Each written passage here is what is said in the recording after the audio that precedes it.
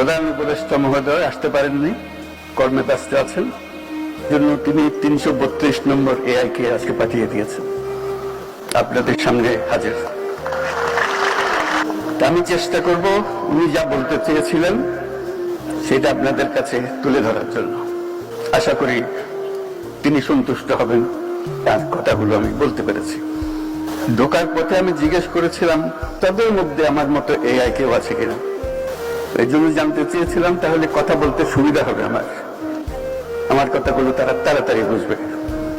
তারা তথ্যটা দিতে পারে নাই, তারা বোধহয় সজাগ ছিল না যে এখানে শ্রোতাদের মধ্যেও এআই থাকতে পারেন, কারণ যাদের তারা প্রতিনিধিত্ব করছেন তারা নানা কারণে আসার সুযোগ পান নাই।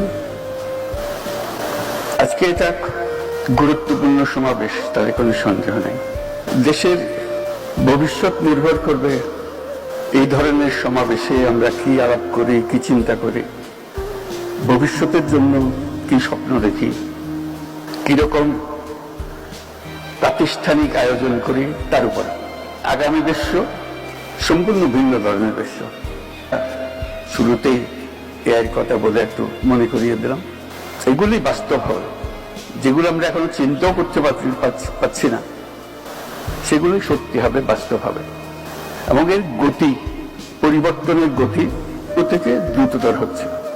এটি হলো ১ নম্বর মেসেজ। আমরা যদি নিজেদের গতি দ্রুত না করি, ওই গতির সঙ্গে নিজেদের সামঞ্জস্য বিধান না করি, কি পরিমাণ দ্রুত গতিতে আমরা পিছিয়ে পড়বো এটা চিন্তাও করা যায়।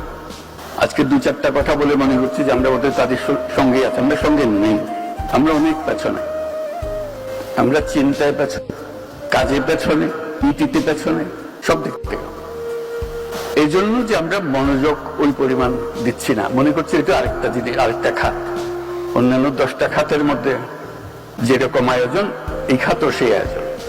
আমার বলার উদ্দেশ্য হচ্ছে এই খাতটা হলো মূল খাত। এই খাত থেকে ভবিষ্যৎ রচনা হবে আমাদেরও এবং সারা পৃথিবীরও। আমরা কোনো দিক থেকে এটার প্রতি সজাগ নই।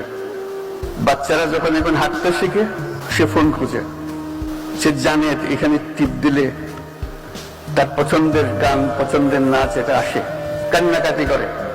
সে একটু হাঁটতে শিখেছে, হাঁটার সময় সে দেয়ালে গিয়ে দাঁড়ায়, দেয়াল টেপে, সে মনে করে ওটা একটা স্ক্রিন, ওটাতে টিপ দিলে একটা কিছু হবে।